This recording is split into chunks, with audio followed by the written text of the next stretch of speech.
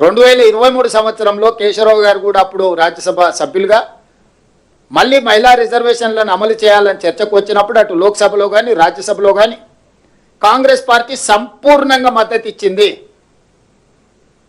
ఆ బిల్లును పెట్టినప్పుడు నరేంద్ర మోడీ గారే ఆ బిల్లులో పెట్టిన కీలకమైన అంశం ఏంటంటే 2026 సంవత్సరం తర్వాత జనాభా లెక్కలు సేకరించి జనాభా లెక్కల్ని గెజెట్ ప్రచురించిన తర్వాత ఆ జనాభా ప్రాతిపదికన మహిళా రిజర్వేషన్లను అమలు చేస్తామని 2023 చివరి ఎన్నికల ముందు చట్టం చేయడం జరిగింది.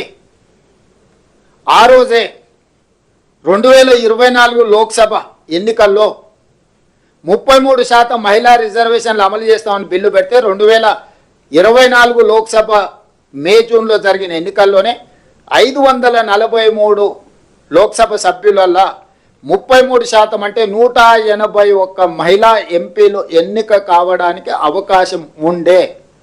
దాంతోపాటు 2024 మే జూన్ తర్వాత ఏ రాష్ట్రంలో ఎన్నికలు జరిగినా ఆయా శాసనసభలలో కూడా 1/3 మహిళా రిజర్వేషన్ అమలు చేయమని చట్టం చేసినుంటే ఈ మధ్యకాలంలో జరిగిన 24 నుంచి ఇప్పటి వరకు జరిగిన అన్ని రాష్ట్రాలు ఎక్కడైతే ఎన్నికలు జరిగిన రాష్ట్రాలు ఉన్నాయో ఆ రాష్ట్రాలలో కూడా అసెంబ్లీలలో 33% మహిళా రిజర్వేషన్లు అమలు జరిగి ఉండు. కానీ చిత్తశుద్ధి లేని ఎన్డీఏ ప్రభుత్వము ఆ రోజు చట్టాన్ని లోక్సభలో ఆమోదించినప్పుడు తక్షణమే అమలు చేసే అవకాశం ఉన్న చట్టంలో ఫిట్టింగ్ పెట్టి మహిళలకు రిజర్వేషన్లను దూరం చేసింది ఎన్డీఏ ప్రభుత్వం. ఈరోజు మళ్ళీ మహిళా రిజర్వేషన్లను అమలు చేయమనే డిమాండ్ వచ్చినప్పుడు అమలు చేయాల్సిన పరిస్థితి వచ్చినప్పుడు 2026లో జనాభా లెక్కలేస్తామని ఆదేశాలు ఇచ్చి ఇప్పుడు ఆ లెక్కలు పూర్తి చేసి అమలు చేయాల్సిన అంశాన్ని పక్కన పెట్టి 2011 జనాభా ప్రాతిపదికన మహిళా రిజర్వేషన్లను నియోజకవర్గాల పెంపును రెండు కలిపి ఒకే దాంట్లో పెట్టి ఈరోజు చట్టం ముందుకు తీసుకొస్తుంది. అందుకే ఈరోజు స్పష్టంగా మహిళా రిజర్వేషన్లు తక్షణమే అమలు చేయాలంటే ఆ 2026 తర్వాత సేకరించే జనాభా ప్రాతిపదికన చెయ్యాలి అని ఏదైతే మీరు నిబంధన పెట్టినరో ఆ ఒక్క నిబంధనను సవరించుకుంటే 6 నెలల్లోని ప్రక్రియ అంతా ముగిసిపోయి ఎంబడే జరగబోయే రాష్ట్రాలలో శాసనసభ ఎన్నికలలో 33% మహిళా రిజర్వేషన్లు అమలు చేయొచ్చు. 2029లో ఏదైతే లోక్సభ ఎన్నికలు జరుగుతాయో 543లో 33% అంటే 181 మంది మహిళలకు ఆటోమేటిక్గా లోక్సభలో కూడా ప్రాతినిధ్యం వహిస్తుంది. అట్లా అమలు చేయకుండా ఈరోజు సీట్ల పెంపు కార్యక్రమాన్ని నియోజకవర్గాల పునర్విభజన కార్యక్రమాన్ని కూడా దీంతో పాటు కలిపినరు.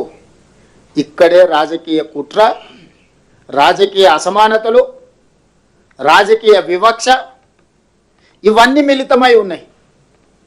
అందుకే ఈరోజు కాంగ్రెస్ పార్టీ పక్షాన తెలంగాణ రాష్ట్ర ముఖ్యమంత్రిగా సహచర మంత్రివర్గ సభ్యులు పెద్దలందరి సమక్షంలో నేను నరేంద్ర మోడీ గారికి చెప్పదలుచుకున్న ఒకే ఒక మాట, మహిళా రిజర్వేషన్లకు సంపూర్ణంగా కట్టుబడి ఉండడమే కాకుండా 100% మేము మద్దతు ఇస్తున్నాము. ఉన్న చట్టం ప్రకారము ఉన్న సీట్ల ప్రకారము 33% మహిళా రిజర్వేషన్లు అమలు చేయడానికి ఏ చట్టం తీసుకొస్తావు లోక్సభలో రాజ్యసభలో పెట్టు, సంపూర్ణంగా కాంగ్రెస్ పార్టీ మద్దతు ఇస్తుంది. చర్చ కూడా అవసరం లేదు. 2026 సంవత్సరం తర్వాత సేకరించబోయే జనాభా ప్రాతిపదికన రిజర్వేషన్లని ఒక్క అడ్డంకిని తొలగించుకుంటే 6 నెలల లోపలనే మహిళా రిజర్వేషన్లు అమలు చేయొచ్చు. కాబట్టి రేపటి 16, 17, 18 శాసనసభ పార్లమెంట్ సమావేశాలలో తక్షణమే మహిళా రిజర్వేషన్లు ఉన్న సీట్ల ప్రాతిపదికన 33% రిజర్వేషన్లను మహిళలకు అమలు చేసడానికి చట్టం తీసుకురా, మేము సంపూర్ణంగా మద్దతు ఇస్తాము. ఇది తెలంగాణ రాష్ట్ర ప్రభుత్వం తరఫునే కాకుండా కాంగ్రెస్ పార్టీ పక్షాన కూడా మొన్న జరిగిన సిడబ్ల్యూసి సమావేశంలో కాంగ్రెస్ పార్టీ తీసుకున్న నిర్ణయం. మహిళా రిజర్వేషన్లు మహిళల యొక్క రాజకీయ సాధికారితను కాంగ్రెస్ పార్టీ మొదటి నుంచి ఆకాంక్షించింది, మొదటి నుంచి అమలు చేసింది. 100% మహిళా రిజర్వేషన్లకు కాంగ్రెస్ పార్టీ కట్టుబడి ఉంది. తక్షణమే అమలు చేయాల్సిందిగా నరేంద్ర మోడీ గారిని మేము డిమాండ్ చేస్తున్నాము. ఇక రెండవ అంశం, సీట్ల